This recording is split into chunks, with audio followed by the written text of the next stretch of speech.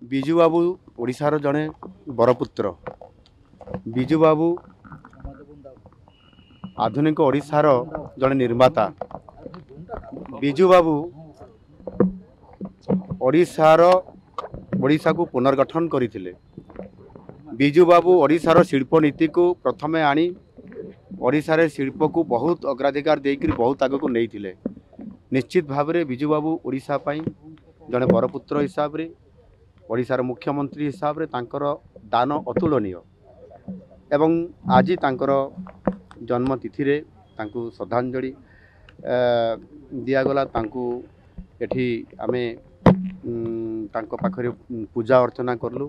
निश्चित भाव में तांकर जो शिल्प नीति थिला ओडिशा को आगु को नेबा पई तांकर जो स्वप्न थिला निश्चित भाव में आज नुआ सरकार आसिला परे तांकर से आधुनिक ओडिशा गठन करिबारे जो जो पदक्षेप नैतिले जो पदक्षेप गुड़िक आज दिन में भी निया जाई पारि नाही।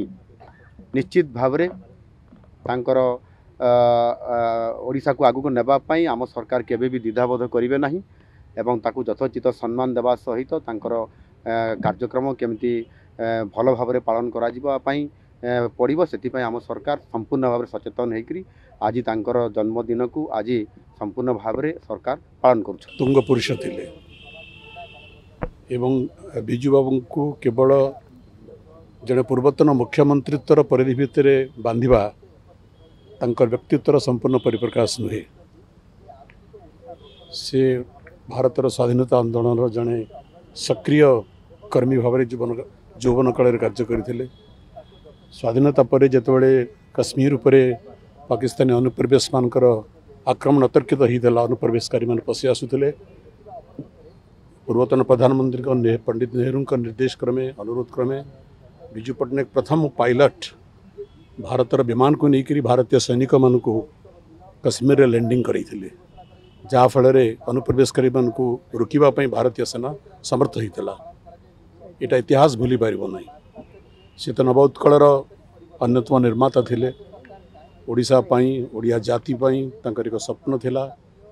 एक स्वाभिमानी मनीष थिले एवं प्रत्येक ओडिया को से एक स्वाभिमानी व्यक्ति भाव देखा चाहूले। तांकर इतिहास जदि वर्णना करवा से असरंती तांकर व्यक्तित्व पराकाष्ठा देश पाई जाति पाई एवं ओडिशा पाई तांकर जो अवदान इतिहास तांको भूली पार नहीं। तेणु बारंबार कहे जे विजु पट्टनायक केवल जन पूर्वतन मुख्यमंत्री नथिले से थिले नूतन पीढ़ी पाई सब बेले एक प्रेरणार उत्स। आज भी विजु पट्टनायक स्मृति आम पाई शक्ति अटे एवं नवा पीढ़ी पाई से एक प्रेरणार उत्स। आम आशा करूँ तांकर जन्मदिन रे तांकर आदर्श अनुप्राणित होई तांकर जीवनर तांकर स्मृति प्रेरणा नहीं प्रत्येक ओडिया युवक ओडिशा को आगक नेबा पई स्वाभिमानी करबा पई कार्यरत हेबे उद्यम हेबे सेटाई हेबो विजु बाबूଙ୍କ प्रति श्रेष्ठ एवं प्रकृष्ट श्रद्धांजलि।